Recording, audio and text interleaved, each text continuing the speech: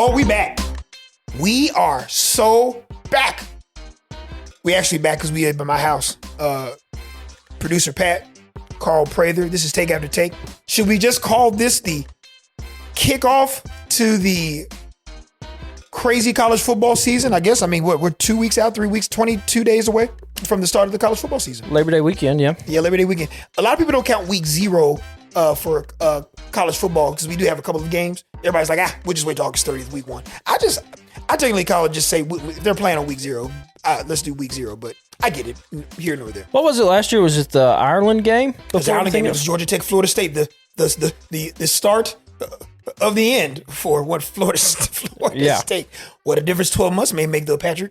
Your first game of the year. What unbelievable redemption in the sense of just one game that you're able to knock off Alabama week 1, August 3rd. How crazy would that be? Yeah, I know you've talked a lot about that. The closer we get to the season, I don't think that's going to happen. You think it's going to be bad? I think it's going to be a blowout. Yeah, I think it's going to be a blowout. I mean, they've closed practice, Patrick. You can't go in there and see anything. Yeah. Probably for good reason. Oh, no, man. I think this game is going to be tight. Listen, we're glad to be back. We had a couple of weeks of hiatus. I've been gone all over God's creation at the beach trying to get a little R&R before we get started. Patrick's been side-eyeing me the entire time. He doesn't believe I work, which is partly true. It is partly true. But we shot some promos today. It'll be very, very funny. We'll add it in our video when we get back to video parts of our podcast. But it's going to be really cool. They had me in tube socks and long dad shorts and old school Discman, Walkman headphones. Had kids involved. Had a couple of classmates from my son's school and friends of his growing up. He was in it. He made his debut. He probably was going to. They did fantastic, by the way. Yeah, follow direction. How'd I do? I mean, you didn't do as well as the kids. Oh, fantastic. But they're like cuter than you are. They are for sure. No doubt. There's nothing. I have zero rebuttal to that. Pat, let's get right into it.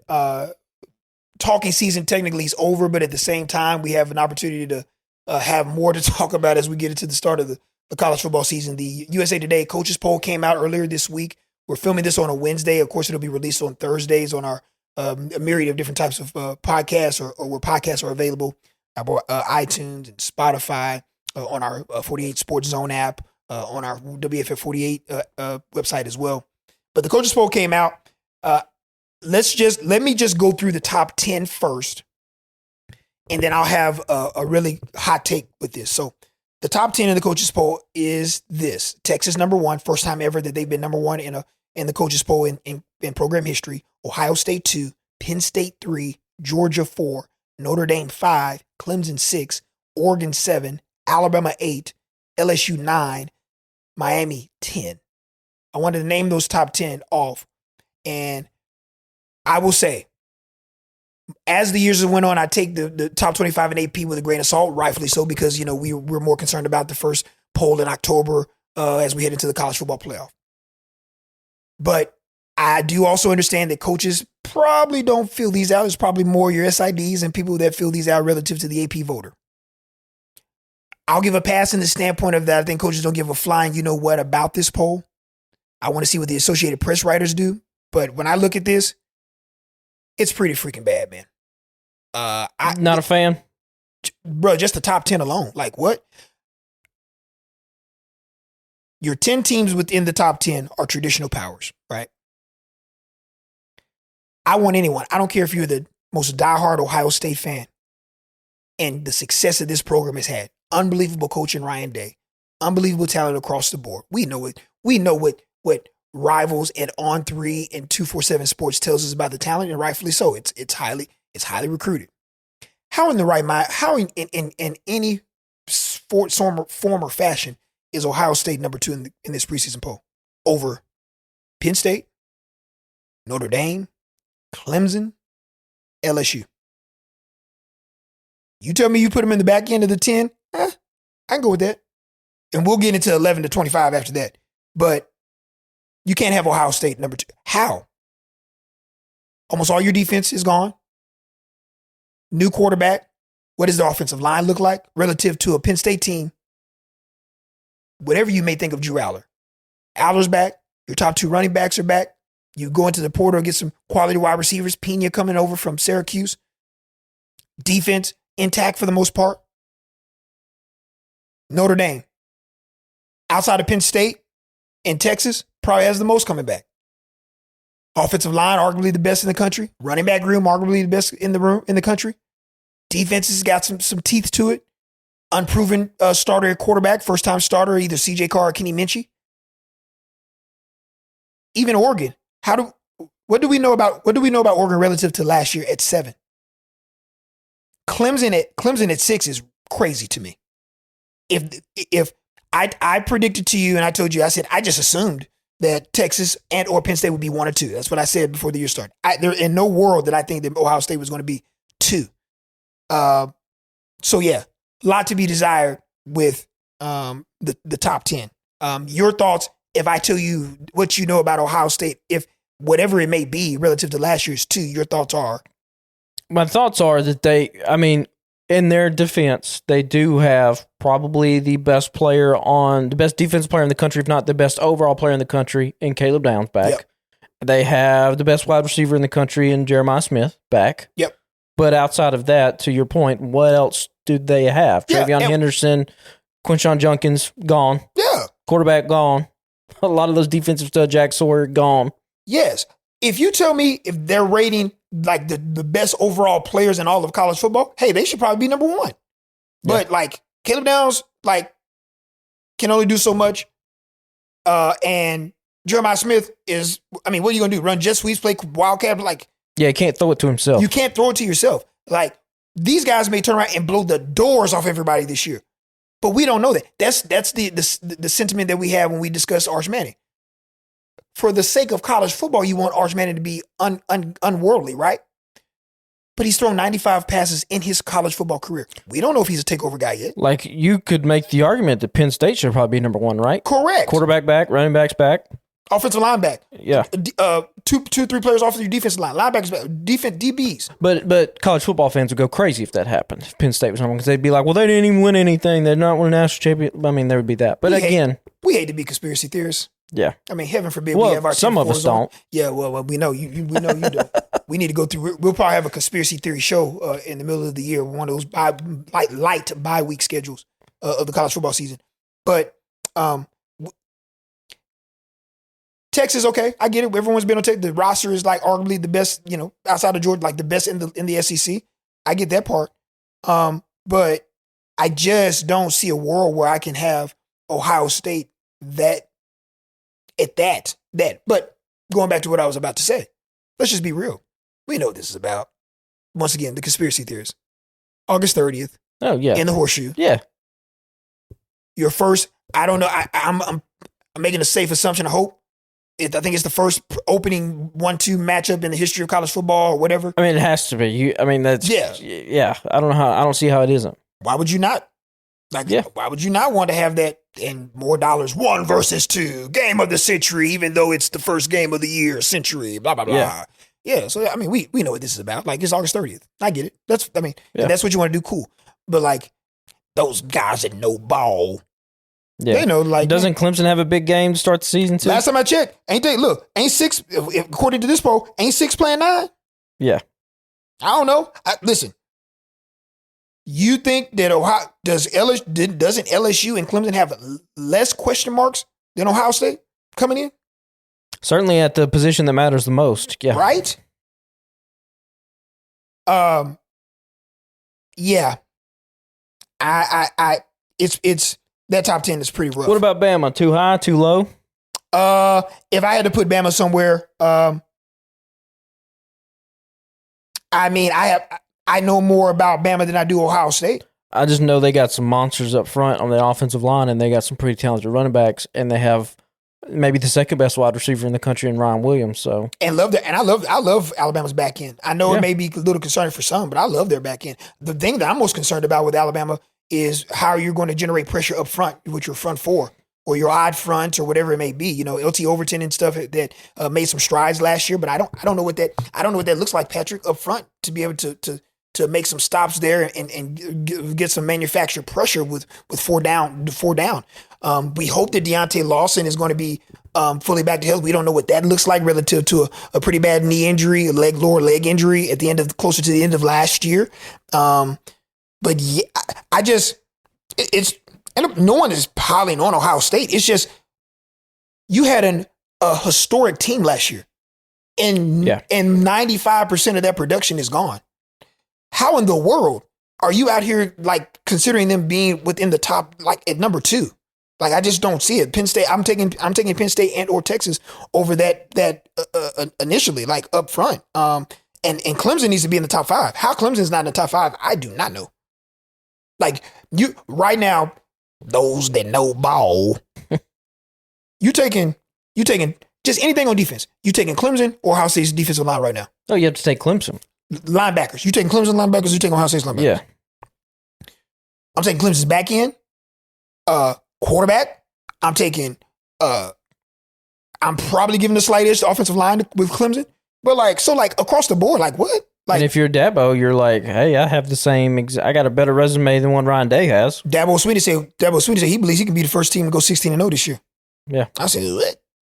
This is the most talented roster he's had. And forget 18 when they won it. It may be before then. Like, I mean, they just have animals up front on the defensive line. Love Antonio Williams. Like they're very, very good. So, I mean, and then we start getting into 11 through 25. Let's just do number 11.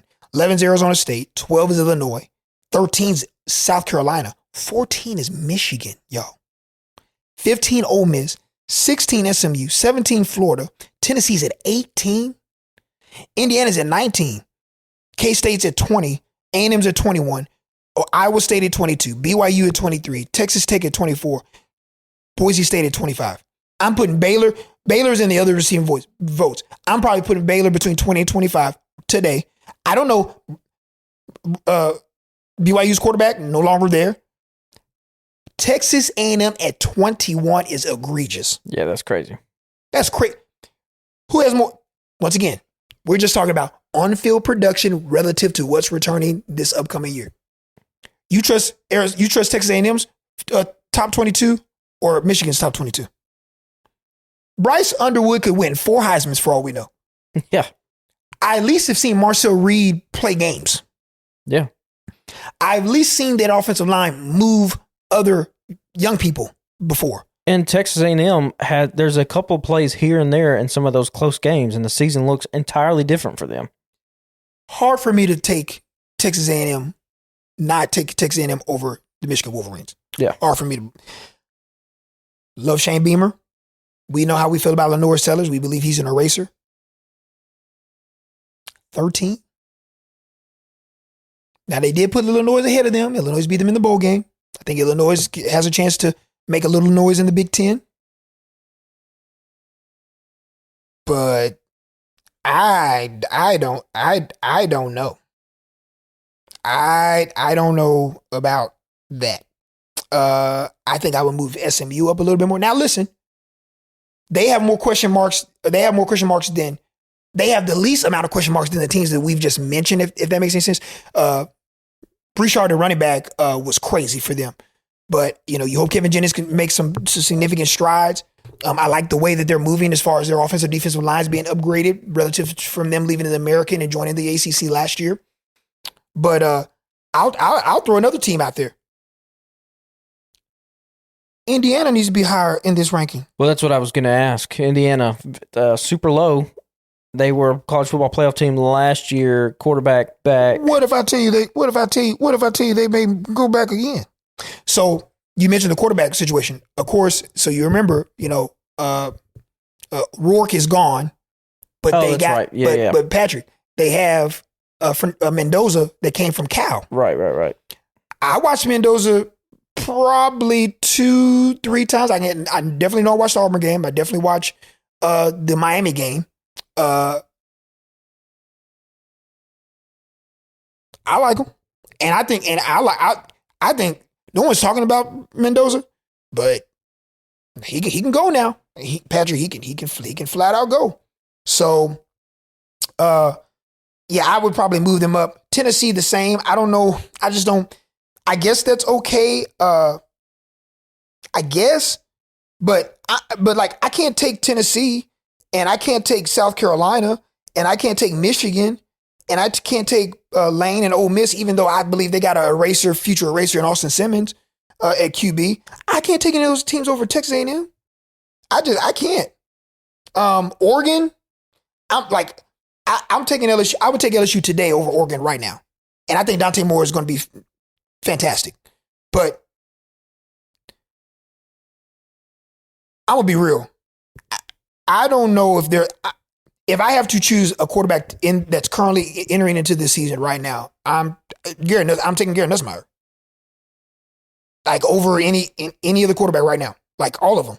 Now, as the season progresses, we'll see some differences, but I just think LSU's more equipped now. They have, we want to see defensive line, what that looks like. Hopefully some corners and stuff emerge for them. You've been ad nauseum about just how god awful the defense has been. But when you got 40 in the middle of the defense, that makes you instantly better. But we shall see. Wild stat. Saw it last night, sitting around. Do you know that your favorite person, Brian Kelly, is tied with 17 Southeastern Conference wins, and within that league, tied with one Kirby Smart? I'm not even throwing no shade. I just didn't know that. I was like, what? It will go a long way if he finds a way to go to Death Valley and come away with the win. A lot of people not pick. I think the line has moved a little bit on that too, Patrick. I think Clemson is kind of went up a little bit. Well, I told you, I think a lot of these people, especially like these NFL scouts and these draft experts that I listen to, the people are super high on Cade Klubnik. I don't know about that. Yeah, I think weird. Didn't Kuiper have him Kuiper number one? Loves him. Yeah, number one. Kuiper loves him. I don't know about that, big dog. I don't know, especially when I look at some of these other quarterbacks. And I watched some Clemson games last year, and it seemed like he didn't jump off the really screen. Played well to me. The second half, everything kind of clicked for him. Second half of the year. Yeah, but it's like when you watch J.J. McCarthy that 1 year from Michigan, and then all of a sudden he's a top first round draft pick at quarterback, and you're like, I don't know if I really saw it when he was playing. Yeah, could be wrong, but I would take. I think a guy like Nussmeier flash. I think Lenore Sellers, DJ Lagway. I feel kind of the same way about Drew Aller that I do Cade Klubnik. I just didn't really see it flash on the screen last season. He's the decider. I would be hard pressed more times than not if you're winning a national championship. That position has to make some everybody says clutch, but you're going to have to ask that position to make some plays for you. You can just go back and this is not, once again, no hate, no pile on, but Drew Aller had a moment. We had an opportunity to put their team in position, Penn State against Notre Dame, to kick a field goal to win the game. Yeah. And you're the reason on a bad throw that Notre Dame is advancing to the national championship game. Does that make sense? Yeah. You don't ever want to be in that position, be the reason why your team. So, he'll have some early tests early on. I believe Oregon comes to them. But you have some early tests to kind of solidify that, this team is for real. This team is the team to beat in the Big Ten. There should be no reason why anyone, Big Ten doesn't do a preseason poll when they do their media days. But other news outlets and stuff did it. There's no reason why they are bar none should be the favorite to win the league. No, there should be no reason why anyone picks anyone else but them until they show us otherwise as we get into the year. The most intriguing team for me, and we'll get more into them as we head into the coming weeks, because I want to talk. We have a really cool guest next week. Phil Steele's going to join us and be a part of our podcast next week, and then we'll talk to some other national guys across the country. I am so intrigued, Patrick, with Texas Tech because they have spent a amount of money, and they have a lot of guys just on the surface, just guys that you've heard of or of that legitimately can flat out go. Now, obviously, all this has to gel. That's like a putting a team together and just hoping it works. But man, have they put together some dudes. I'm talking, they got players, guys that have played a lot of football. An old team, Patrick, is the other part of that as well. Now, listen, I love Joey McGuire. I love their coach. I think their coach is awesome. He was a guy that came out of the high school ranks. Fantastic.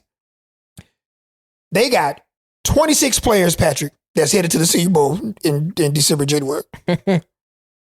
Last time I checked, You got a little bit more strength at 24, 25 than you do at 19, 18. That's true. And if you got a lot of skin in the game and you played a lot of snaps, you got a little bit of an opportunity. But man, like that's crazy. 26 players that are in the Senior Bowl's list of draft eligible candidates, right? Like, I mean, it's a lot of guys, like old guys. So like you always say to yourself, like, what does that transfer for, especially when you have they allegedly have spent $28 million on their roster. $28 million. Now that the young lady, the softball young lady, they gave her $1 million. Yeah. That came from Stanford. Unbelievable ace pitcher, led them to the World Series final. They got some dollars now. They do have somebody that's back and all that. That's an old guy. But what's $28 million to him? Can I just have 8 of it? It's like giving somebody a $20 bill. You're like, yeah, you can hold it. Don't matter. But that's the thing. That's the new age of college sports, right? You want to be good? All right. Auburn in the same boat. Write a check. Auburn top five dollars and cents. Yeah. Now you got to. That's got to translate to wins, or else some people's jobs on the line. And I think getting to Auburn, there's probably not many hot seats that are hotter than that one on the Plains for Hugh Freeze. Who could it be? I mean, if they could just win in dominant fashion on that Friday night, August 29th. Oh, Lord. Yeah. But it's going to get real loud if they don't. Does it get loud if they barely lose? Yeah. Or does it get crazy loud if they lose by 2 touchdowns? Oh, 3 touchdowns? The noise will be, deafening. I think even if Auburn loses to Baylor by any amount, I think it's going to get loud for Hugh Freeze. That's that Baylor team. We don't talk about it. It's wide open in the Big 12. They're one of those teams to me. Like I love Utah. Dan Pierre, I think a quarterback is dynamic as dynamic can be. It's wide open, but man, what a statement for, like I was saying, they're doing a blackout and all that stuff. Waco is ready for that game, for sure. So we shall see. Is there, you looked at that top 25 and I just mentioned, I threw out Texas Tech. Is there anybody outside that top 25 that we haven't mentioned briefly that once we kind of get into next week and the next couple of weeks, we kind of get into that you're like, man, I'm really intrigued to watch that team. Anybody, we're close enough with the SEC Southeastern Conference. Like, is there anybody in the league not named LSU and not named Georgia and not named Alabama or Texas that you're like, I got an eye on? I got one. I've been talking about this group forever. So probably the Oklahoma. Yeah, I think that's what. How is Oklahoma not in this top 25 is what I want to know. Make it make sense for me. Yeah, I don't know. What else do you need, Patrick? Like, if we're talking about said players that we've been able to watch, you've been able to see in some form or fashion, whether we're at this school last year in Norman or they were elsewhere. How is Oklahoma not in the top 25? And if you really sit down and think about it, these sort of blue blood college football programs, they might be down for a year. They tend to not stay down year after year. No. You're talking about Oklahoma. That is as a big of a college football brand as you can get. I believe this is the first time in X amount of years that they've not been in a preseason top 25. Yeah. Like what? And if they were in a different conference, if they were back in the Big 12, a lot of people would be picking them to be a favorite, right? To win it? With the same roster? Yeah, I think if you were to move them and put them back in the Big 12, I think that they legitimately may be the favorite to win it. Love their defense. I think they have listen, we can talk about all we want. I know one thing that the one thing that I would take over as far as a unit, I would take over anyone else, and that's their defensive line. I'm taking that. They got guys that can go out there and just go flat out, go get it. Yeah. I love Bowen on the back end there. The younger brother of Peyton. Eli's good. And then you know how I feel about John Mateer. Jay Knott, we know what Jay Knott is capable of doing. Just productive, right? No, not flash, just productive. I think Deion Burks is as dynamic of a wide receiver, and he's a little undersized, but man, if he can just stay healthy, right?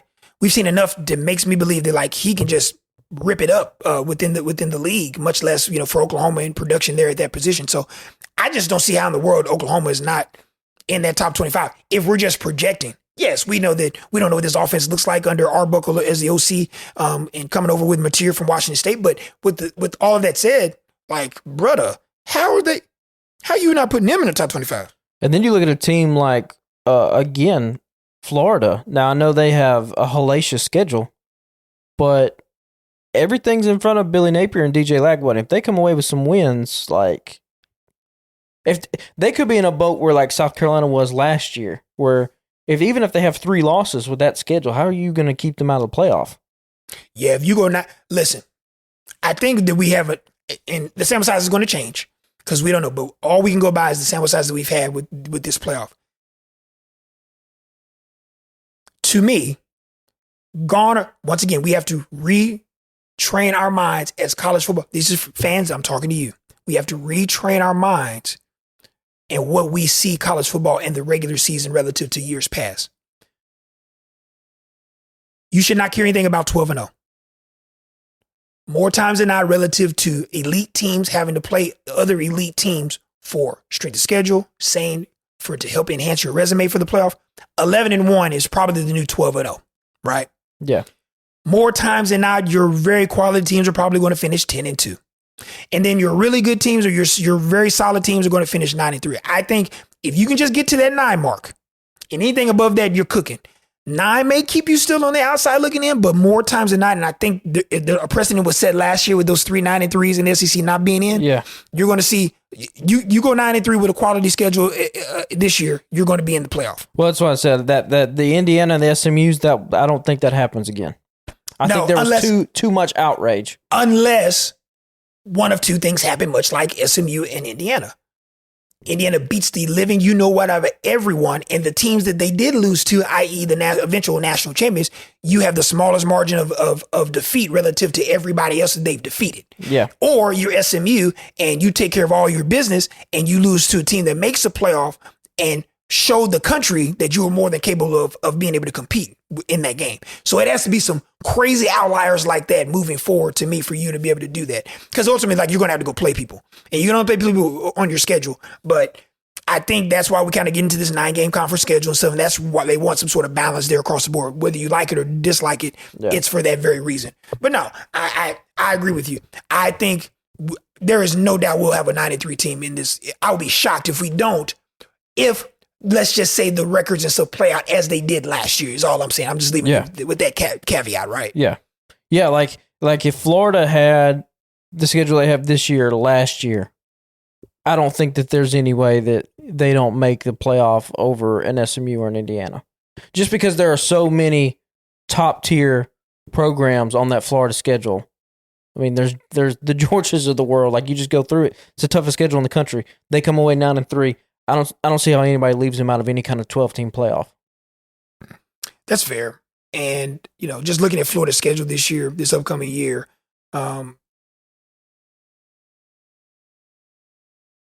they start off with, as I look here, okay, so you got LIU to start, South Florida, and then, your big game is September 13th. You're at LSU. But how about this slate? Good luck, Mr. Napier. At LSU, at Miami, bye week, Texas, at Texas A&M. Yeah. That's the meat of your schedule. That's the middle of it. And you still got Georgia to play in Jacksonville, at Ole Miss, Tennessee. Rough. Just flat out rough. Like, I don't know what else to say. But if you come away 9-3. Right. But like the question is, who can you, if you lose, okay. Especially if those 3 losses are close and then they're at the beginning of the year. But then you rattle off a bunch of wins and you get to the end, you got Billy Napier on ESPN being like, listen, we're 9-3. We've won 7 straight games. How are we not on this playoff? So that means for that to work, just projecting here, that means that for that to work, let's say you lose to LSU, you lose to Miami. So you're 2-2. But then you reel off, you lose to Texas. Let's say you lose to Texas. Let's say you lose 3 in a row. But then you beat Texas A&M, beat Mississippi State, beat Georgia, beat Kentucky, beat Ole Miss, beat Tennessee, beat Florida State. That's when there's a conversation to be had because you'll have 2 quality wins in Georgia and A&M. Yeah. Or in the midst of, let's just say for the sake of argument, you go 4-0. Yeah. And you split with Texas and or Georgia. Or you win one of the 3 between Texas A&M, and Georgia and win the rest of them. Yeah. You got a valid argument. So that tracks and that makes sense. You're right. That does. It makes pure sense there. We mentioned Texas, just kind of scaling over their schedule. I think once we get into game week 1, we'll kind of go over the schedules. We'll pick playoff teams. We'll pick national champion, all that good stuff. None of that will matter because we won't be right whatsoever.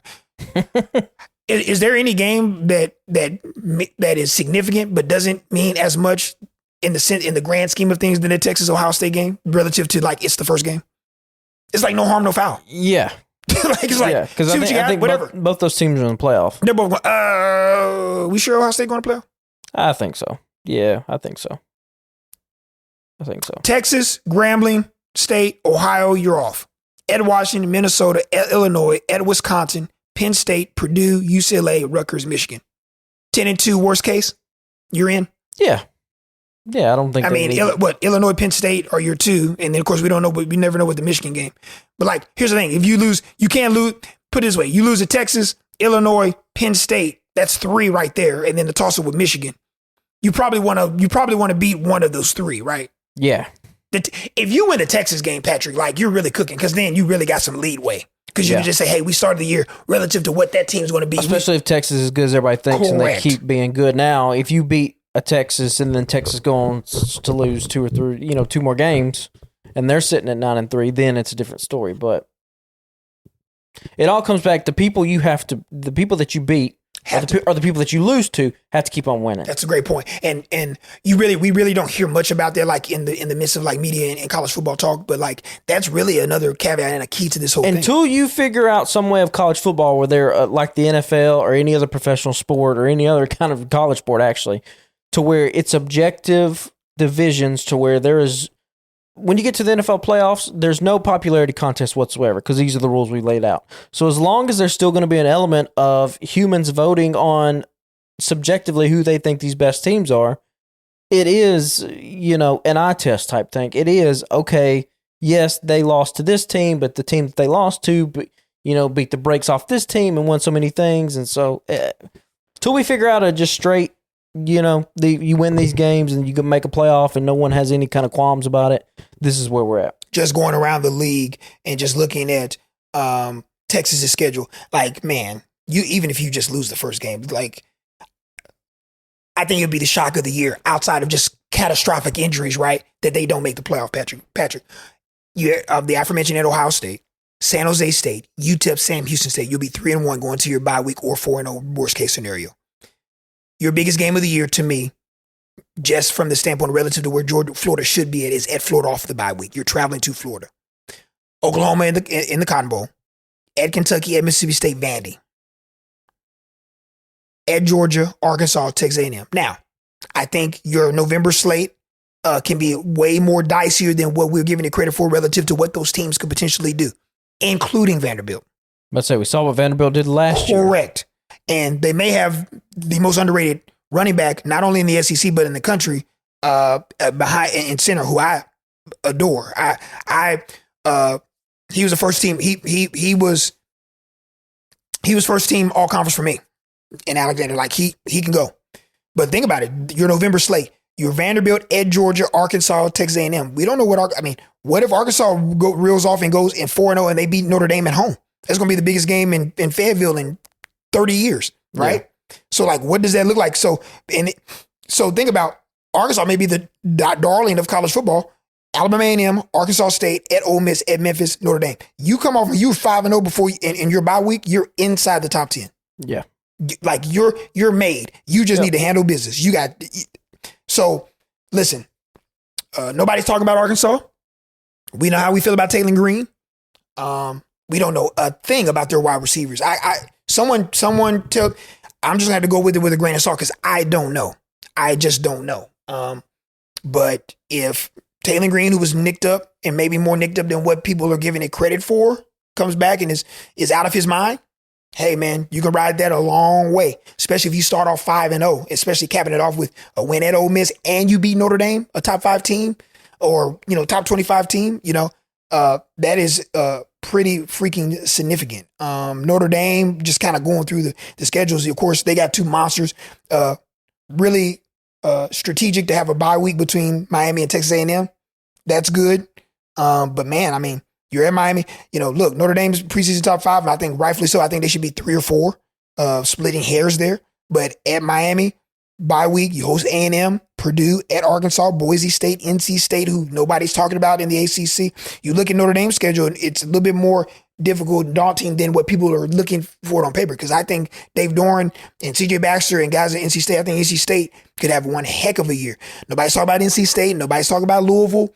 And I know I get it. It's Clemson and it's Miami, and everybody's kind of an afterthought after that. But the only reason why I believe a lot more people are not picking Louisville to make some serious noise and make a playoff run is because their schedule is crazy. Yeah. It's pretty ridiculous.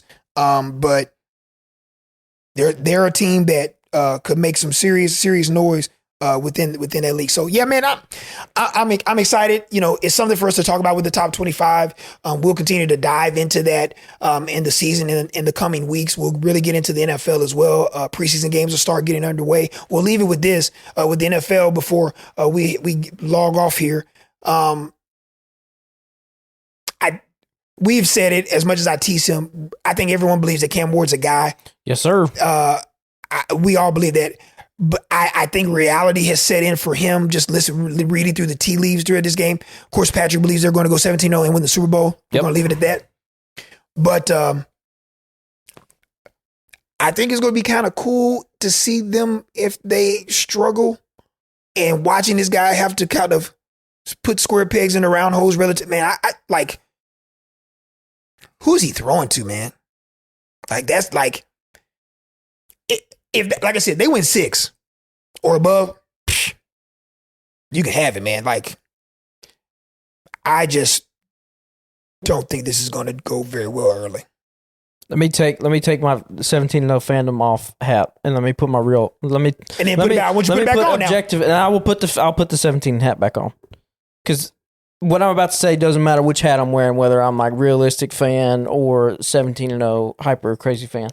We got a guy. I don't think there's a question mark at anybody at the Titans organization at this point. This is the dude. We picked the right guy. I would be shocked if this doesn't work out. Me as well. I think everything that Cam Ward has said, the way people are talking about he's conducting himself in that building, that is a dude that is going to be a franchise quarterback for a long time for the Tennessee Titans. Correct. So you're right. Even if the wins don't come, I think you were going to see flashes of progress that is going to be hopeful for Titans fans. Now, hyper fandom back on.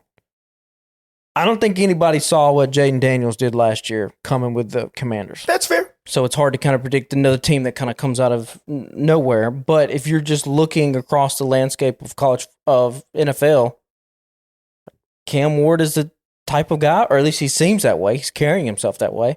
And you could see him come in and make an immediate impact and kind of elevate the rest of the offense. I mean, I know you said who you're throwing to, but like Calvin Ridley is still a 1,000-yard receiver.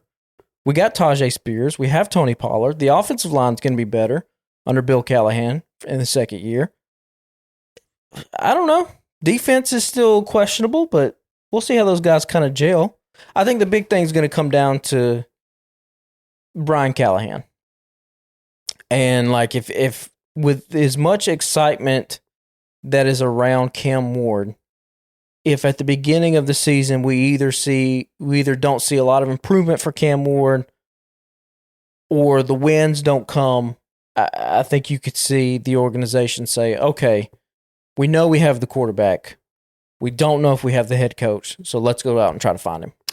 We saw an instance of that last year with Chicago and Eberflus. No matter how we looked at from a defensive acumen, because I think Eberflus is going to be fantastic for Dallas this year. But you get a guy and you say, okay, all of the pieces that we surrounded him with, and maybe that is the issue we need to move on. That could very well be the case. Man, I think as a Tennessee Titans fan like yourself, I don't think you don't care anything about the wins and losses from the standpoint of anything that you make the playoff. This is like hitting lottery. Oh my goodness. Like, this is awesome. All you want to see is just the progress surrounding that dude. Honestly, if we're being real, all I want is just excitement. Yeah. I just want the Titans to not be talked about like they're a last place franchise And like we mentioned in the draft, Cam Ward got picked, and ESPN immediately broke away and went to the Jaguars and the Travis Hunter trade. You would have missed it, Patrick, if you turned it on 10 minutes later. It's and completely disrespected. So I want Cam Ward in the number 1 jersey to come out, to sling the thing all over the field, to be exciting, to have some of them crazy plays that he had in Miami last year, to be a little Mahomes-esque in some of these sort of off-script plays. And I just want, I want the TikTok clips of him. I want people to talk about him on ESPN. That's kind of really what I want. I think in week 1, they traveled to Denver. What a great just test for this young guy against arguably the best defense in the league. And everybody's high on Denver right now. Super high, and yours included. You know how I feel about Bo Nix coming into the draft. I think they're going to be fantastic. If I tell you you can't bet on Mahomes and all, I get that. But if Denver or San Diego or LA wins that division, anybody would you be surprised? Like that's just where they're at from a roster standpoint, right? 2 things just in week 1. The only thing you don't want to see happen is deer in headlights. This does not look like he's even remotely ready. And I don't think that's happening. I do not. I think it's 1 or 2 things going to happen. I'll just be brutally honest. I would be utterly shocked if they win this game. Here's what I won't be shocked with. Because they have one under center, that this is a game in the 4th quarter, and the Broncos roster is just purely better from a personnel standpoint than Tennessee. They find a way to win it. A 3rd and 2 run gets snuffed out. They win the game. A fumble or something of that matter happens. Cam Ward has a fantastic game and throws a pick late. I think every Tennessee Titans fan will be so much like yourself, so encouraged. Now, the other part about that is you lose the game and he is just out of his mind. I'm sorry, not lose the game, out of his mind, and they win. Oh yeah, I'll be insufferable. I'm sorry, I will go on record to say this right now. He wins that game, and he's the reason why they win, and helps them win the game, like a la a Cam Newton, 400 some yards in his debut, and he does that, and they go to that place and they win. Man, first take, first things first, all your national. The Titans are talking, and then I'm just trying to paint a picture for Titans fans. Then you come home and you got the Rams, and we don't know if Matt Stafford's gonna play football, and you go 2-0. Yeah, man, that thing is thinking y'all are cooking. Then you got the Colts. The next week at home, who I think are going to be trash. And you 3-0. You 3-0 going to the Texans. You the primetime game, Sunday Night Football, or I'm sorry, the flex game at 325 or whatever it be, and you're the main game. Yep. And you 3-0. Who cares? You go 3-1. You go to the Cardinals. You don't know what the Cardinals are going to be. You 3-2. You go to the Raiders. You don't know what the Raiders going to be. We don't know what Geno and them's going to be. Yeah. You 3-3. And you 3-3. And going into week 7, and you got the Patriots, the Colts, the Chargers, and a bye. Somebody tell you 6-2, 4-2. Patrick, you're taking that, yes or no? I'll take it. Man, every day of the week. Every day of the week. And on the back end of your division still got to play the rest of your division. Yeah. So I'm just saying, like, I'm saying all that to say, in all seriousness, like, as much as I absolutely adore the Tennessee Titans franchise, because I had the opportunity and was blessed enough to be like with working around that organization my first couple of years. Like I know people that work at that in that office. Like, so I root for them. I genuinely do it. Like Tennessee Titans fans are some of the best fans in the world. But man, like I just find it hard to believe. I just don't believe that guy at quarterback is not a guy.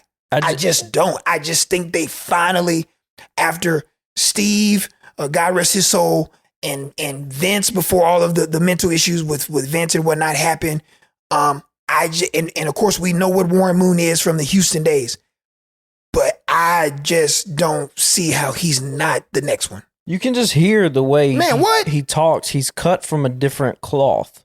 He's cut from the Jalen Hurts type of it's like a quiet kind of moxie. You know, he talked in the press conference about watching his dad work a job that he didn't like for all those years. So if his dad did that to provide for his family, like he can come in at 5 o'clock in the morning and do a job that he loves and get play. And you even saw some of the stuff. I think that was the disconnect between a guy like Cam Ward and Shedeur Sanders that people were seeing online during the pre-draft process. Yeah. Where Cam was like, no, my Wikipedia, and they looks at me, it says American football player. Like, I don't want to make a song. This is what I want to do. And people have cut that into an edit, and I'm eating that stuff up. Right. But there's a lot of hope riding on the young man. But we've seen this with professional athletes. Some guys are just special. Some guys can just handle it. And I don't know for certain if that's him, but all indications are pointing that he is that type of guy. We'll end on this because we are entering into the first week of preseason games. So we'll see some quarterbacks and players that need to play or battling for jobs before those big round of cuts start coming down as they trim that roster down. I'm going to be nice because I was about to say something crazy. Real crazy. Shedeur Sanders is about to get a start for the Cleveland Browns in the first preseason game. I don't know anybody in that franchise. Nothing. If this don't smell like, sound like, walk like, act like a setup, I don't know what in the world is. But all I hope for is that the young man is able to produce enough to be able to give the Browns no choice but to not only keep him on roster, but eventually making him the backup to one Joe Flacco and or Kenny Pickett, and him eventually being the starter in Cleveland. I just want to know your initial thoughts on not having any first team reps whatsoever for the most part. Throwing this guy in first team, we don't know who's playing, who's not playing, and getting the start. Yeah, I mean it does feel like the setup, right? It feels Fix like is in. It feels like you are setting somebody up for failure, and I don't understand that at all. If you were an organization, your only care in the NFL should be about winning. It doesn't matter doesn't matter how we do it. It doesn't matter who it is, whether we like the person, don't like the person. As long as they ain't doing something illegal, as long as they ain't doing something unethical, doesn't matter where they come from. Can this guy help us win a football game or not? Yes or no? It's a simple question. I think if you're just the Browns and you're the Browns fans, you're like, this is why this organization's been a laughingstock for, I don't know, pick a number, 30 years, 40 years, 45 years, outside the one Baker Mayfield. See, and then Belichick in the 90s, in the mid 90s was Saban. Outside of that, in the late 80s with the fumble with Ernest Bond, they looked at Baker Mayfield and they said, "You can't help us win. Get gone." And now what's he doing in Tampa? You had a coach that told that man on TV. We saw it. Hard Knocks told that man. I believe it was he the back. They want to make him back with the third string guy.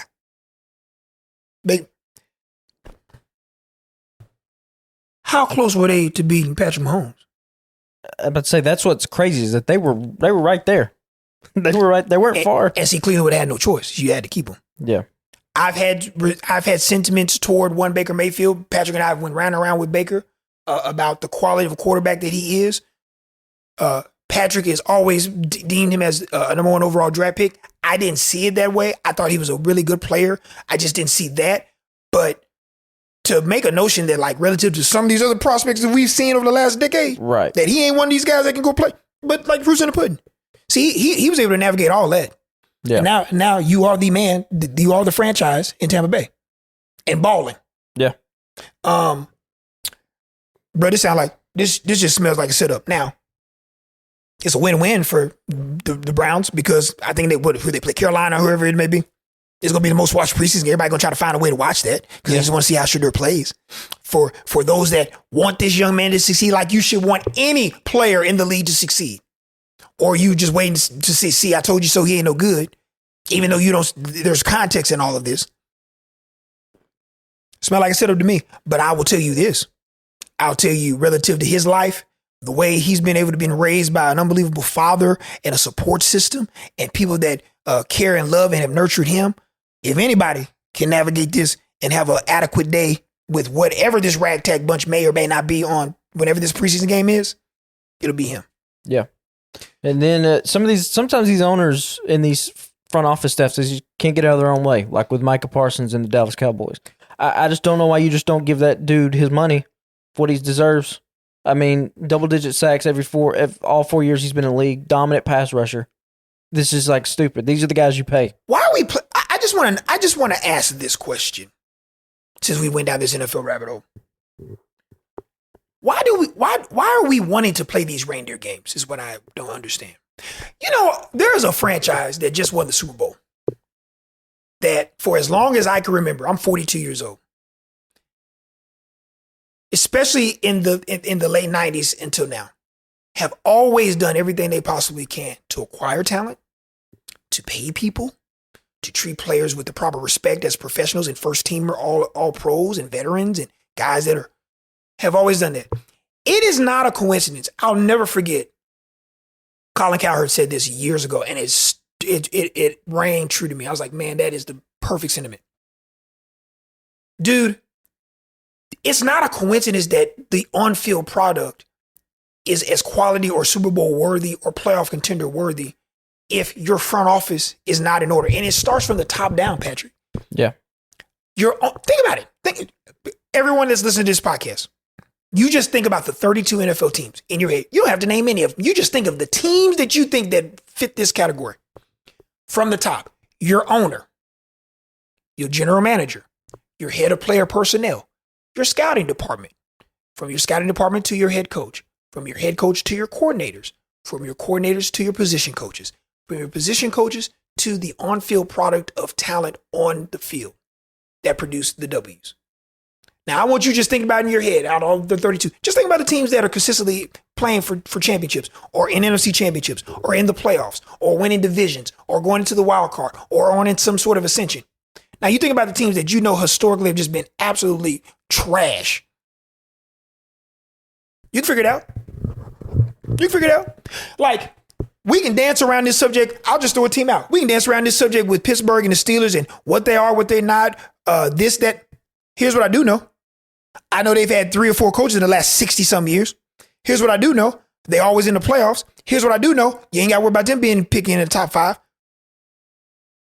We've not even discussed them as a Super Bowl contender in the last decade. But that's what I'm saying. Like, franchises that are trying to stay relevant. And yeah, there's franchises out there that are lucrative as lucrative can be and hadn't won a you-know-what thing. Not a thing. So, circling back to number 11 in Dallas, he's going to get paid. They'll make him the highest paid defensive player in the league over Myles Garrett, which is fine. But but I just say this all the time. I'm a firm believer. All press isn't good press, bro. No. I think that's what Jerry Jones got to get in his head. And I think Jerry is probably looking at this just as just press. And I think for Micah and his camp, keep in mind, Micah's a younger guy, man. He's probably looking at this being like, well, this got weirdly personal all of a sudden. What's happening here? The Browns didn't talk about Myles Garrett this way. The Bengals, they won't pay Trey Henderson, but they're not talking about him this way. That part. So what do I mean? History has shown us as such. I remember in the early 90s, it is widely available to anyone. Emmitt Smith discussing his holdout. I know this. This is cut and dry, black and white. This is factual evidence. That man was in a contract negotiation, didn't have a deal. Wanted a new deal. Jerry said no. He held out. 0-2 to start the season. Jerry Jones took his bippity-boppity-boo behind up and signed that man. Yeah. Fast forward 3 months later, Super Bowl champions. So, like, the difference is relative to then and now. See all these other franchises. See, they gotten good too. See, it's amazing. See, free agency happens in 94, 95. Reggie Wright's the first big free agent acquisition, goes to the Packers. They win the Super Bowl. See, free agency has changed the dynamic of this team. So now, 1992, 93, Jerry could do that until you couldn't.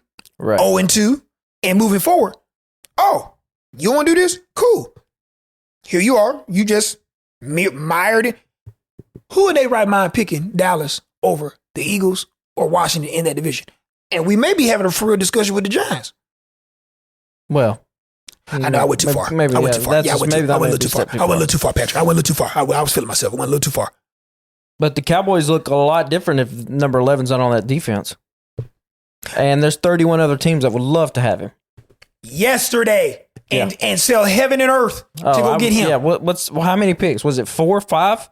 Because there's maybe a 0.5% chance that I pick anybody in the first round of the next 10 drafts. Correct. That are as good as Micah Parsons. How about this, Patrick? Just go from this. Go this. If you're a betting man, let's say you're a betting man, and you want to put your year's worth of mortgages on the line. You putting your mortgage on one player being able to produce 12 plus sacks in his first 4 seasons, or you taking the guy that you've already seen have it done? Yeah. You gonna roll the dice on somebody that the unknown? And I know for the first 4 years of this man's career, he's had 12 plus sacks. Yeah, and played hurt, right? All that. Yeah, and like you just have to if Micah Parsons continues this type of career, this is a for sure, no doubt, first ballot Hall of Famer, all decade team type of player. No question. No, it's not a question. No question. And it's in the NFL. It's either you got to get a left tackle, a quarterback, a pass rusher. You don't let those guys walk out the door. So yeah, it is weird because, like you said, they are just going to pay him. Because why would they not? But why did we have to go through all this rigmarole to get there? I don't understand. And Micah probably also was like, I don't get this. Because Jerry's comments like, standing on the sidelines, that's an easy way to make $20 million or whatever he said. And it's like, to Micah, he's like, yeah, but you're the reason this is happening, though. It's not me. I'm not doing this. Okay, we have had to go through the same deal with Dak. Yep. We've had to go through the same deal with that Sidarian. cost them more money. In the long run. Had to go through this thing with Sidarian. Yep. CeeDee Lamb. Now we're going through this thing with Michael. Patrick, think about this. I'm gonna throw a hot take to you, and I want you just to seriously think about this in the last. This is 25, the last 15 years. Could you imagine Jerry Jones as he is right now, right? One of the most lucrative sports franchises in the world. In North America for sure. For sure. Could you imagine if he had the same wherewithal and the same drive, motivation as Jeffrey Lurie and company and Harry Roseman? We would be looking at the Dallas Cowboys like, you think we talking about the heyday of Tom Brady and the Patriots and the run that, brother, could you imagine if he just had that and said, by any means necessary, I'm trying to win? My goodness. Look at the Eagles, y'all. I'm a fan of the San Francisco 49ers. Look at the 49ers. I would rather have a franchise that runs out of money and can't afford to pay everybody than not pay anybody at all. He got all this money just sitting around. Yeah. It's just very obvious. I would say, Patrick, we get to the third week of the preseason, we'll hear Micah Parsons is the highest paid player in NFL history. Oh, for whatever, sure. right? I mean, we know what this is. Jerry Jones wants to do this all on his terms. And Micah Parsons like, man, I'm going through the proper protocols with my agent. You need to talk to him. Yeah.